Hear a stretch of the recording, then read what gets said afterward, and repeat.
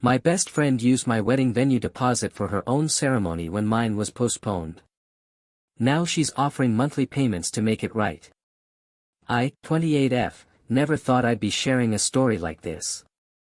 It's been eating away at me for months, and I need some outside perspective because my emotions are all over the place. This is about betrayal, friendship, and whether I'm being unreasonable for not accepting an apology and payment plan. Like many couples during the pandemic, my fiancé Ryan, 30M, and I had to postpone our wedding. We had been planning for almost 2 years, saved every penny, and found what we thought was the perfect venue, a historic estate with gorgeous gardens overlooking the ocean. The place was in such high demand that we had to put down a hefty deposit of $8,000 to secure our date, which was scheduled for June 2022. When the pandemic hit hard in early 2021, we realized we needed to postpone. My grandmother's health was declining, and we couldn't imagine having our wedding without her. Plus, many of our guests were uncomfortable with travel. The venue was understanding but had a strict policy: our deposit could only be used for a future date within 18 months, or we would lose it completely. This is where Jessica, 27F, comes into the story. Jessica and I had been friends since college. We were inseparable through our early 20s, roommates for 3 years, in each other's social media posts constantly, and the kind of friends everyone assumed would be in each other's weddings. She was going to be my maid of honor, and I never questioned her loyalty. When we postponed our wedding, Jessica was the first person I called. I cried to her about how devastating it was to put our dreams on hold. She listened, comforted me, and promised to help reschedule when the time was right. What I didn't know was that Jessica had also gotten engaged to her boyfriend of 2 years, Mark, just a month before our conversation. Fast forward 3 months. I was scrolling through Instagram when my heart stopped. There was Jessica, in a white dress, standing with Mark at my venue.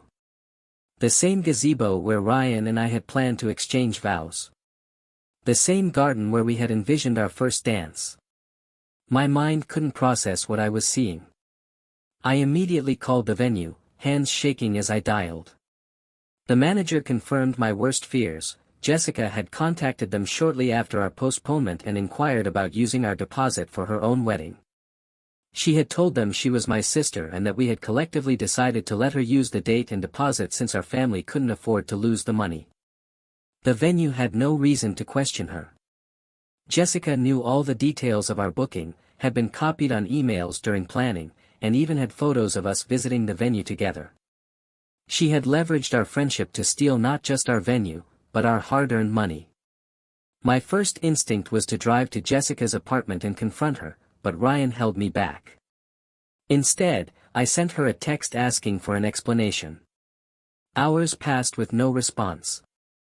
The next day, I received a long email that made my blood boil.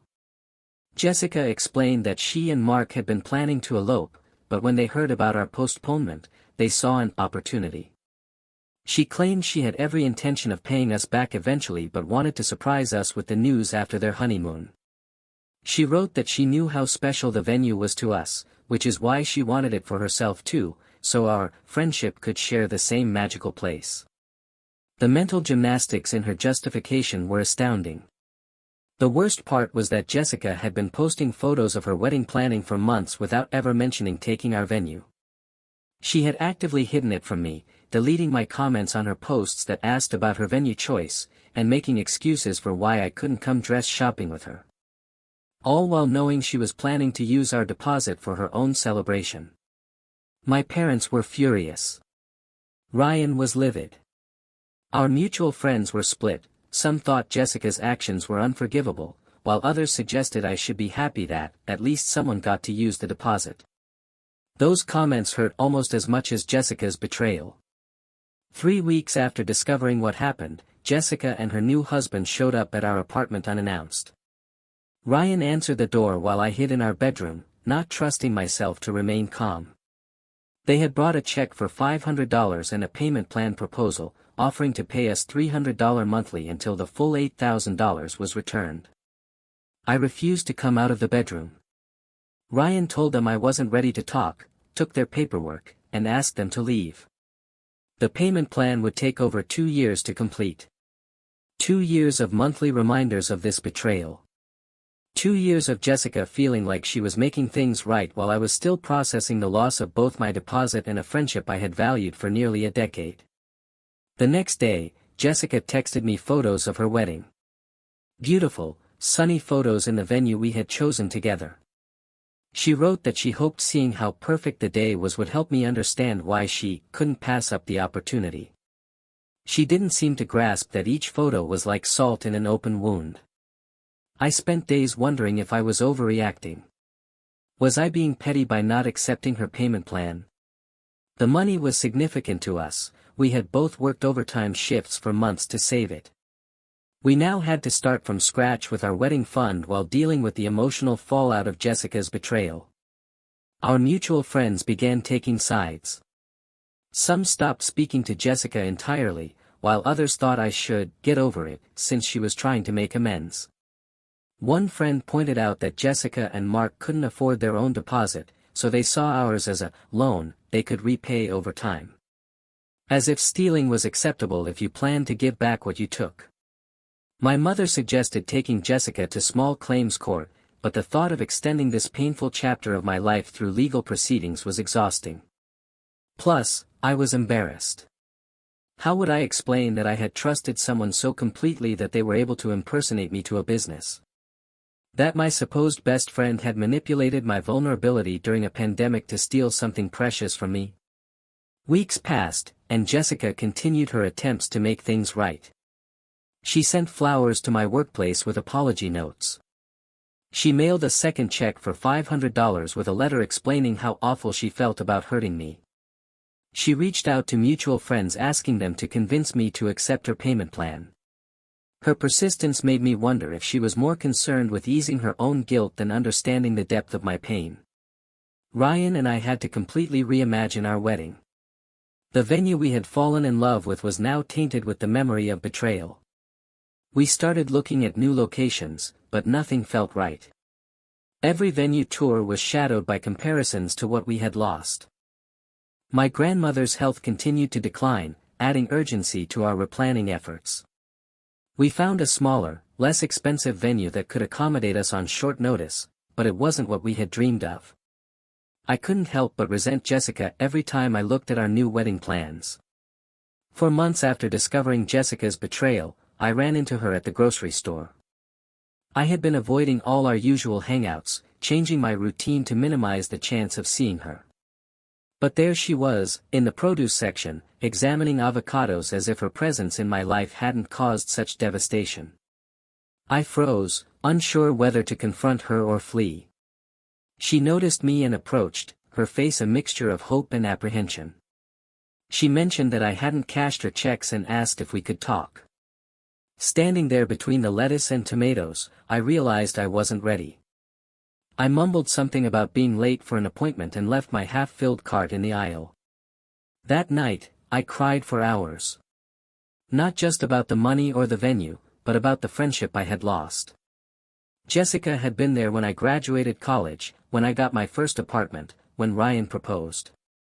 She knew my fears, my dreams, my insecurities. And she had used that intimate knowledge to betray me in a way I never could have anticipated. The next day, I received a package at work. Inside was an envelope containing $2,000 in cash and a note from Jessica explaining that she had taken out a personal loan to speed up the repayment process. She wrote that she understood now why monthly payments weren't enough and promised to pay the remaining $6,000 as soon as she could. I stared at the cash, unsure what to do.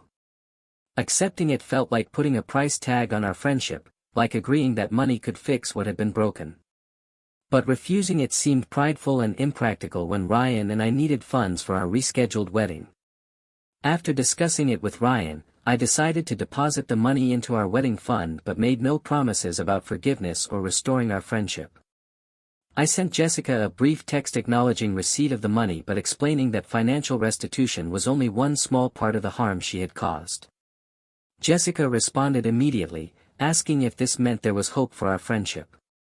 Her eagerness to move forward without fully acknowledging the depth of her betrayal frustrated me. She seemed to think that returning the money should automatically reset our relationship. Our wedding day finally arrived, nearly a year after our original date. It was smaller than planned, in a different venue, with fewer guests. My grandmother was able to attend, though in a wheelchair with a nurse's assistance. Despite everything, the day was beautiful in its own way. But I couldn't help noticing Jessica's absence in our photos. The space where my maid of honor should have been now filled by my sister. During our honeymoon, Jessica sent daily text messages, each one detailing another payment she had managed to save up. By the time we returned, she had repaid another $1,000. Her persistence was both admirable and exhausting. Part of me wondered if I was being unreasonable by not acknowledging her efforts more graciously. Ryan reminded me that forgiveness is a personal journey, not an obligation. He pointed out that Jessica had not only stolen our money but had lied repeatedly, manipulated venue staff, and hidden her actions for months. Her current remorse didn't erase the calculated nature of her original betrayal. Almost a year has passed since Jessica used our venue. She has now repaid $4,500 of the $8,000 deposit. Our mutual friends have mostly moved on, treating the situation as ancient history. Some have suggested I'm holding a grudge by not welcoming Jessica back into my life. Others have admitted they keep their interactions with her separate from their friendship with me, creating an awkward social dynamic. My feelings remain complicated. Some days, I miss the friendship we had. Other days, I'm overcome with anger when I look at our wedding photos and remember how different they are from what we had planned. The venue in Jessica's wedding photos still haunts me, the stone pathway I should have walked down, the view we should have had during our first dance. Last week, Jessica reached out again. She has secured another loan and can now pay the remaining $3,500 in full. She asked if completing the repayment might be the first step toward rebuilding our relationship. Her message included links to therapists who specialize in friendship reconciliation, suggesting we could attend sessions together. Her offer lingers in my inbox, unanswered. I'm torn between practicality, accepting the final payment, and principle, continuing to keep my distance. The money would help us start saving for a house, but accepting it feels like closing a chapter I'm not sure should end this way. My husband thinks I should take the money but maintain boundaries with Jessica. My parents believe I should have nothing to do with her ever again. My therapist suggests that forgiveness doesn't require reconciliation. I can forgive Jessica for my own peace without resuming our friendship. The hardest part is acknowledging that even if Jessica repays every penny, she can never give back what she truly took from us, the joy and excitement of our original wedding plans, the trust one placed in her, and the innocence of believing that those closest to us would never cause such deliberate harm. So here I am, wondering if I'm the jerk for not accepting her attempts at reconciliation, for not being satisfied with her payment plan, for not being able to move past this betrayal despite her efforts to make amends. Is holding on to this anger only hurting me? Or is my instinct to keep her at a distance protecting me from someone who has proven themselves untrustworthy? I keep coming back to one question: if someone shows you who they are through their actions, even if it was just once, even if they're sorry, even if they're trying to make it right, should you believe them?